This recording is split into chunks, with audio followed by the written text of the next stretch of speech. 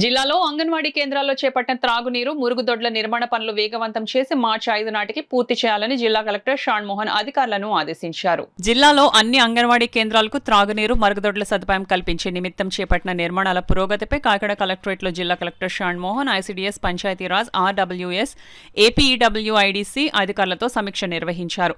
అంగన్వాడీ కేంద్రాలకు త్రాగునీరు, మరుగుదొడ్ల నిర్మాణ పనులు, గతంలో నూతనంగా నిర్మాణం చేపట్టి అసంపూర్తిగా మిగిలిపోయిన అంగన్వాడీ కేంద్రాలు వంటి అంశాలపై చర్చించారు.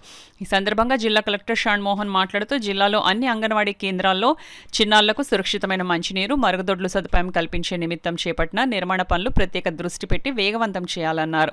జిల్లాలో 125 అంగన్వాడీ కేంద్రాలకు త్రాగునీరు, 101 అంగన్వాడీ కేంద్రాల్లో మరుగుదొడ్ల నిర్మాణ పనులు చేపట్టడం జరిగిందన్నారు.